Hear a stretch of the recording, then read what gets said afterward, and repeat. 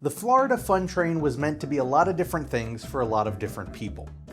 To the employees of First American Railways, it was going to be the start of a new trend in vacationing, a trend they would lead. To the residents and businesses of Broward and Osceola County, it was going to be a boon to tourism. And to those in transportation, it was going to be yet another stepping stone along the path to expanding railroads in the state of Florida. However, after less than a year of operation, some conveniently timed missing financial paperwork, and a fatality, the Florida Fun Train was just one thing: failure. The premise was simple. Plenty of tourists, especially international ones, were taking longer vacations in Florida. On those vacations, they were doing everything from cruising around the Keys and visiting the beaches of Miami to enjoying the theme parks of Orlando. The perceived problem was that in between the beaches of Miami and the theme parks of Orlando was a whole lot of nothing.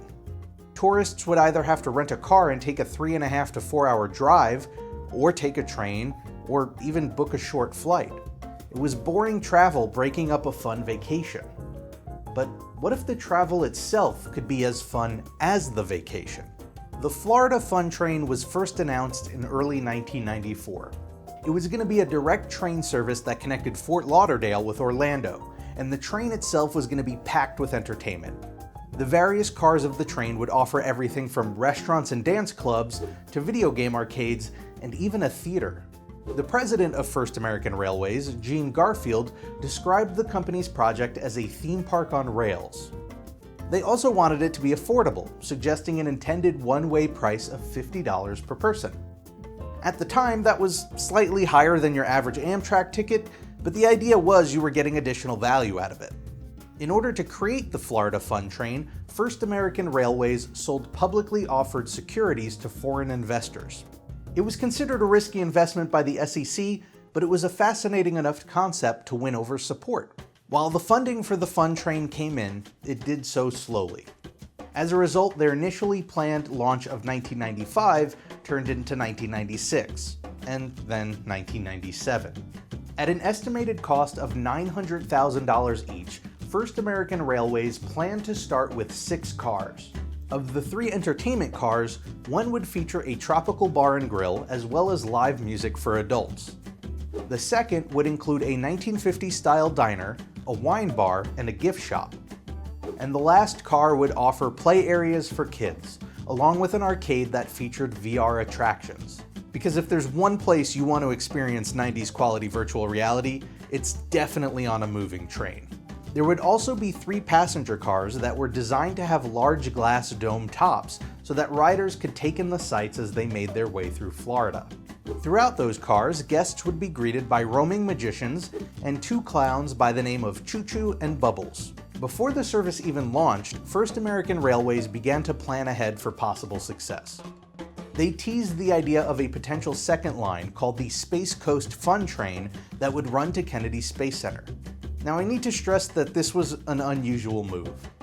While the company did secure the funding they needed to get the Fun Train off the ground, they only barely did. The project itself needed to be altered as a result. For instance, the original plan of connecting Fort Lauderdale to Orlando International Airport was changed. Instead, the Fun Train would stop in Kissimmee, creating a shorter and cheaper trip. The price of the journey itself was also raised before it premiered, from $50 one way to $70. Lastly, the train itself was a compromise, with it originally being planned to have 13 cars. So while it's not unusual for a company to plan internally for success, the fact that they went to the media to tease a second line already was kind of ambitious. The Florida Fun Train departed on its inaugural trip on October 15, 1997, and the early reviews were mixed. While many found the experience unique and thought it was a cool idea, others were claiming that the train just wasn't offering enough entertainment to fill the 4-hour ride. Offerings like the traveling magician and clowns quickly got repetitive, and the fact that the video game arcade cost money like any other arcade made it feel like a hidden expense. Still, it felt like a concept that just needed refining.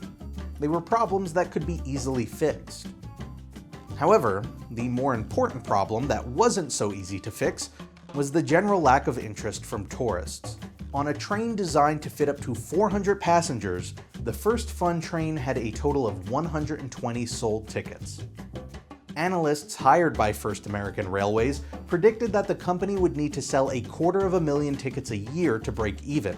First American claimed that they had 360,000 inquiries for tickets, but they wouldn't disclose how many they actually sold, which was corporate speak for probably less than 250,000. It would only take a few weeks after that first trip before the problems would begin to pile up.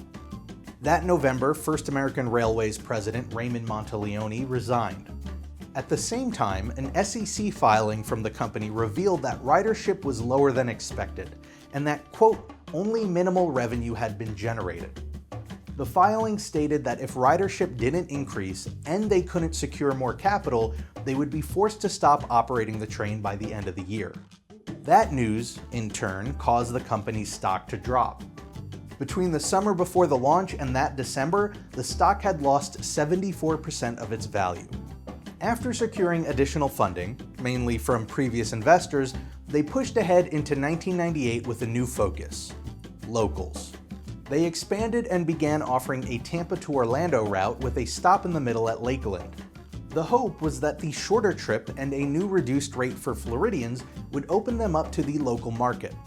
Instead of being a means of travel for tourists going from attraction A to attraction B, the Florida Fun Train would be the attraction itself.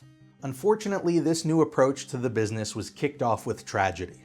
1 hour into its very first trip between Tampa and Orlando, the Fun Train struck a tow truck that was sitting on the tracks in Polk County, killing the driver. It was reported that the train dragged the wreckage for nearly half a mile before coming to a complete stop. And since those 3 passenger cars were designed with glass domes for scenic views, many on board were able to witness the accident. Tragic accident aside, the inaugural trip wasn't too promising. The initial journey only had a reported 50 passengers, and the accident resulted in First American Railways having to send the train to their Fort Lauderdale maintenance team to check it over. It would otherwise be a routine part of recovering from an accident. But for a company with just 1 train that was hemorrhaging money, it was a crucial lost week. As the summer of 1998 came to a close, First American Railways was plagued with problems.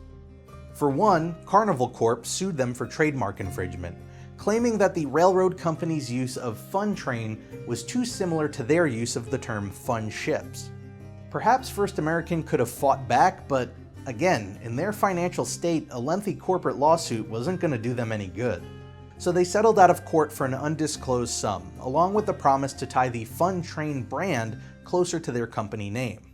That same week, the company was delisted from the NASDAQ for consistently trading for under $1, which usually isn't taken as a good sign by investors. Finally, at the end of August, their latest SEC filing revealed that they had lost nearly $10 million that year against just $500,000 of revenue. See, that filing right there told the true story of the Florida Fun Train. Even if one was to assume it was entirely made up of the lowest priced offering of $55 for locals, that would still only average out to between 250 to 300 passengers a week.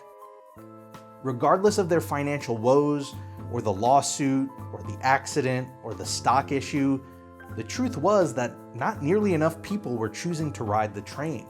On Thursday, September 17th, after failing to obtain the $1 million a month needed to run the service, First American Railways indefinitely ceased operation of the Florida Fun Train.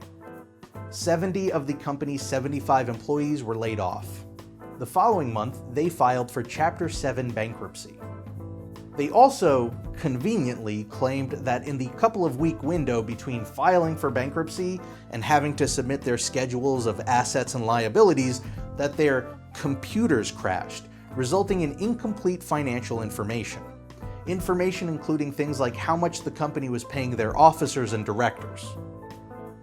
Yeah, okay. And that was that. The following March, the company put their Fun Train up for sale, and that July it was purchased by the Alaska Railroad Corporation for $3.6 million, which went towards paying off debts. The Florida Fun Train was interesting because, on the surface, Its failure could be tied to a swath of problems, from its initial underfunding to the accident to lawsuits at the worst time possible. But underneath those problems, it was still a concept that seemed fundamentally undesired. Sure, that 4-hour drive from Miami to Orlando can be boring, but when it's just 4 hours out of a 1 or 2 week long trip, it's not that big a deal. And that's how it turns out sometimes. The problem they were trying to solve wasn't much of a problem at all. I want to thank you all for watching. I hope you enjoyed the video, and I want to extend a special thanks to my patrons for their continued support. Your backing allows this channel to continue without me having sponsorships in the middle of my videos. If you want to learn more about the Patreon campaign and all the behind-the-scenes perks that it offers, be sure to check out patreon.com/robplays.